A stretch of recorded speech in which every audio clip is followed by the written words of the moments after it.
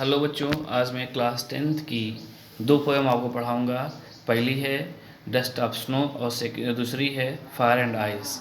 In first poem है dust of snow और second poem है फायर एंड आइस। और दोनों पोएम रॉबर्ट फ्रॉस्ट ने ही कंपोज किया है। दोनों पोएम कौन कंपोज किया है? The great romantic and natural poet Robert Frost, जो आपके स्क्रीन में दिख रहा है। तो इसके जो पोएट हैं रॉबर्ट फ्रॉस्ट हैं।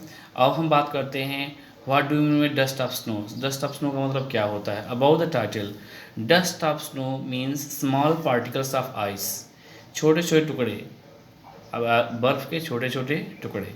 ठीक है। और अबाउट द पोएट की बात करते हैं। Robert Lee Frost was an American poet. Robert Lee Frost कौन थे? अमेरिकन पोएट थे। उनका जो जन्म हुआ था 26 मार्च 1874 कैलिफोर्निया यूएसए में हुआ था, जो आपके स्क्रीन में लिखा हुआ था।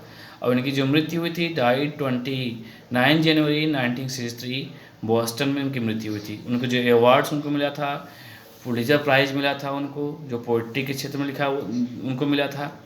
और यूनाइटेड स्टेट पोइट्स लॉरेट का भी उनको अवार्ड मिला था। हाँ, अब हम बात करते हैं डस्ट ऑफ स्नो की। डस्ट ऑफ स्नो में सबसे पहले हम बात करेंगे राइम स्कीम की, क्योंकि किसी भी पोइट्री को लिखने के लिए हमें राइम स्कीम की ज़रूरत पड़ती है। और वो फ्री वर्स नहीं होता है। हम फ्री वर्स ब्लैंक वर्स को अभी नहीं पढ़ रहे हैं, हम राइम स्कीम की पोएम पढ़ रहे हैं, जिसके माध्यम से हमारी कविताओं में तुकबंदी होती है। एक लाइन, दूसरी लाइन, तीसरी लाइन, चौथी लाइन का। तो यह जो पोएम है आपका 8 लाइन का है। हाँ, और 4 स्टेंजा में 2 स्टेंजा में बांटा गया है। बहुत ही छोटी कविता है लेकिन मीनिंगफुल है, एक अच्छी कविता है और एक अनुभवपूर्ण है। ठीक है। अब हम बात करते हैं इस कविता में पोएटिक डिवाइस की।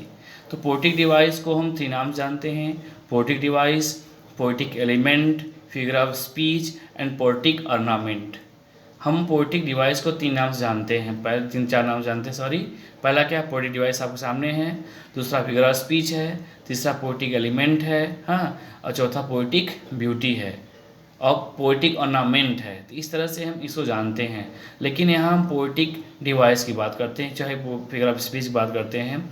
अभी नहीं, आपको एक दिन मैं फिगर ऑफ स्पीच का पूरा एक वीडियो बनाकर भेजूँगा, जिससे होता है ना कि अलंकार, रस, छंद, जब ये सारी चीज़ें होती हैं तभी हमारी पोइट्री बन पाती है, तभी उसमें अच्छे से उसको हम समझ पाते हैं। तो वही है तरीका इस कविता का। एक छोटी सी प्यारी सी कविता है और इसमें जो फिगर ऑफ स्पीच का यूज़ किया गया है, पोएटिक डिवाइसेस हैं, इंजामेंट है, एसोनेंस हैं, अलिट्रेशन है और कॉन्सोनेंस है। हाँ, इंजामेंट फिगर ऑफ स्पीच क्या है इसकी बात करते हैं। जो जिस फिगर ऑफ स्पीच में, जिस स्टेंजा में एक स्टेंजा लाइन शुरू होती है और दूसरी लाइन तक कहीं भी, दूसरे तीसरी लाइन में हमें कहीं फुल स्टॉप कॉमा नहीं मिलता है, वहाँ उस लाइन में, उस स्टेंजा में इंजामेंट होता है। ठीक है। और दूसरा क्या है? एसोनेंस है, repeated vowel sound. Repeated vowel sound जैसे होता है ना कि ओ साउंड कहीं कहीं बार बार आ रहा है, तो वो वहाँ फिगर स्पीच एसोनेंस हो जाएगा। एलिट्रेशन आप जानते ही हैं। हाँ, consonant sound, repeated words, letters first. हाँ, और दूसरा है कंसोनेंस। कंसोनेंस मीन्स व्यंजन ध्वनियों की आवृत्ति। व्यंजन ध्वनियों की आवृत्ति, हाँ, स्वर ध्वनियों की आवृत्ति क्या होगी? वो एसोनेंस हो जाएगा। हाँ, और व्यंजन ध्वनि की आवृत्ति क्या होगी? कॉन्सोनेंस हो जाएगा। एलिट्रेशन भी वही होता है। हाँ, और इंजामेंट भी आपको मैं बता दिया इस लाइन में, इस जो है डस्ट ऑफ स्नो में है। तो हम थोड़ा सा लाइन देखते हैं। The way a crow Shuk down on me the dust of snow from a hemlock tree. A hemlock tree means होता है एक जहरीला ट्री है, उसमें पॉइजनस ट्री कह सकते हैं। हेमलॉक ट्री मीन्स क्या है?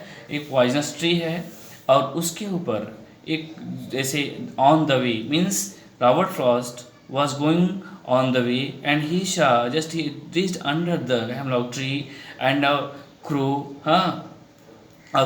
came down on the hemlock tree and began to move its body. So some small particles, some dust of snow began to fall upon the Robert Frost.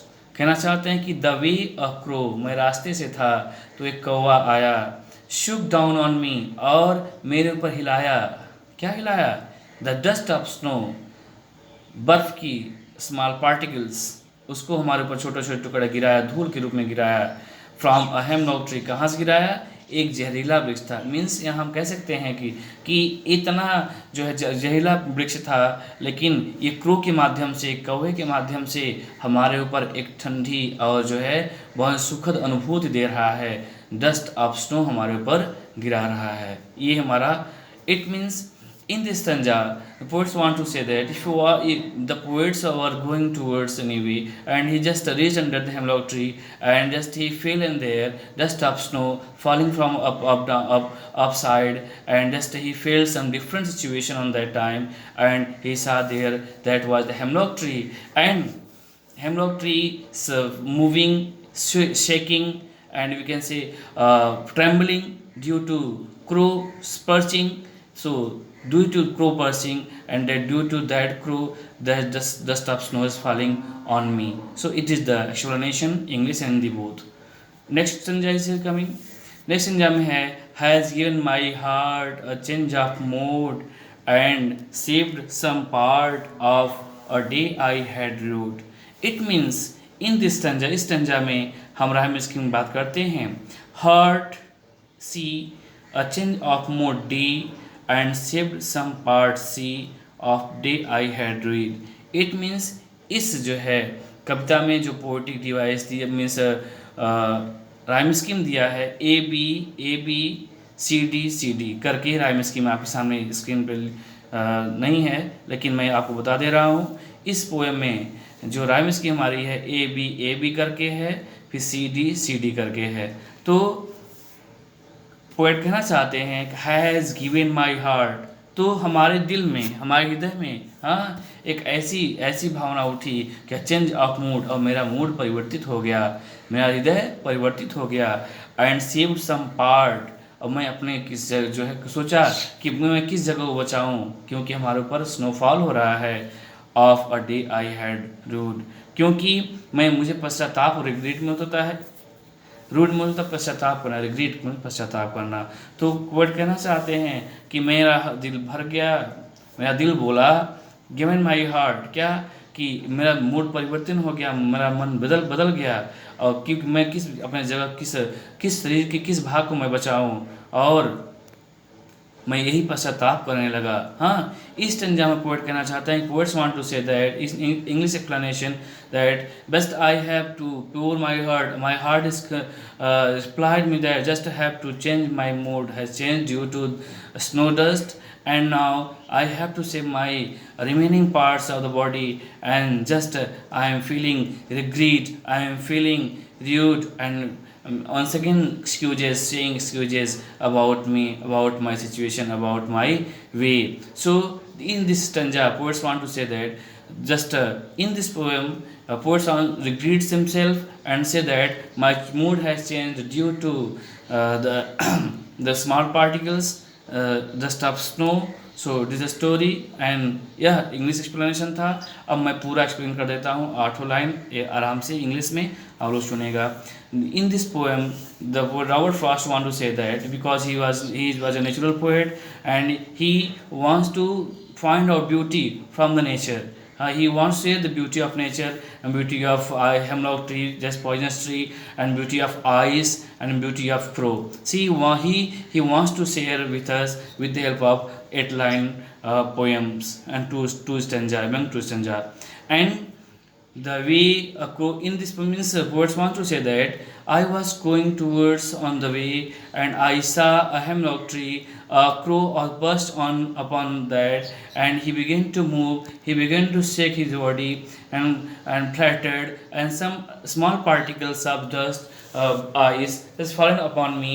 After falling that ice, my mood has changed, and I began to regret himself that it is not fear for me what happened with me, and he began to think about that I am not feeling well because this has such type of happened with me, and once again which part I have to save. I am compelled to save my parts of body.